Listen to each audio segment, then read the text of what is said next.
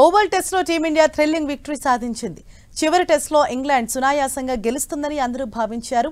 కానీ భారత బౌలర్లు అద్భుతం చేసి అందరి అంచనాలను తలకిందులు చేస్తూ భారత్ కు విజయాన్ని కట్టబెట్టారు. టీమిండియాను 6 పరుగుల తేడాతో గెలిపించారు. టెస్ట్ క్రికెట్ చరిత్రలోనే ఇంత తక్కువ తేడాతో గెలవటం ఇదే తొలిసారి. మొత్తానికి భారత్ ఇంగ్లాండ్ మధ్య లండన్లోని ఓవల్ గ్రౌండ్లో జరిగిన చివరి టెస్ట్ నరాలు తెగి ఉత్కంఠ మధ్య ముగిసింది. చివరి టెస్టులో భారత్ గెలుపొందడంతో 5 టెస్టుల సిరీస్ డ్రాగా ముగిసింది. 5 టెస్టుల్లో చెరో 2 మ్యాచ్లు గెలుచుకున్నాయి. భారత్ ఇంగ్లాండ్ 1 మ్యాచ్ మాత్రం డ్రాగా ముగిసింది. ఇప్పుడు తప్పక గెలవాల్సిన మ్యాచ్లో ఇంగ్లాండ్ ఓడిపోవడంతో సిరీస్ డ్రాగా ముగిసింది. ఈ మ్యాచ్లో తొలి ఇన్నింగ్స్లో 224 పరుగులకు టీమిండియా ఆల్అౌట్ అయింది. Veteran cricketer Karun Nair half సెంచరీతో రాణించాడు. మిగతా ఆటగాళ్లు అంతగా ఆకట్టుకోలేదు.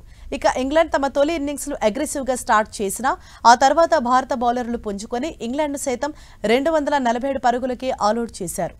భారత బౌలర్లలో మొహమ్మద్ సిరాజ్ 5, ప్రసిద్ధ కృష్ణ 4 వికెట్లతో రాణించారు. ఆ తర్వాత రెండో ఇన్నింగ్స్కు టీమిండియా 396 పరుగులను మంచి స్కోర్ చేసి ఇంగ్లాండ్కు ఫైటింగ్ టార్గెట్ ఇచ్చింది.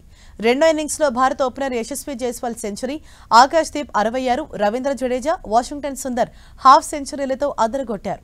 ఆ తర్వాత ఇంగ్లాండ్ రెండో ఇన్నింగ్స్లో మంచి బ్యాటింగ్ చేస్తూ 4వ రోజే మ్యాచ్ ముగిస్తుందని అంతా అనుకున్నారు. కానీ వర్షం కారణంగా 4వ రోజు ఆట త్వరగా ముగిసింది. అప్పటికీ ఇంగ్లాండ్కు కేవలం 35 పరుగులు మాత్రమే కావాలి.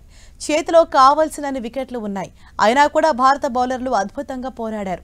భారత బౌలర్లలో మహమ్మద్ సిరాజ్ 5 వికెట్లతో చెలరేగిపోయాడు. ఇంకా 6 పరుగులు కొడితే టెస్ట్ సిరీస్ కొడితే ఇంగ్లాండ్ చేతికి చిక్కుతుందనే టైంలో గస్ అట్కిన్సన్ బౌల్డ్ చేశాడు సిరాజ్.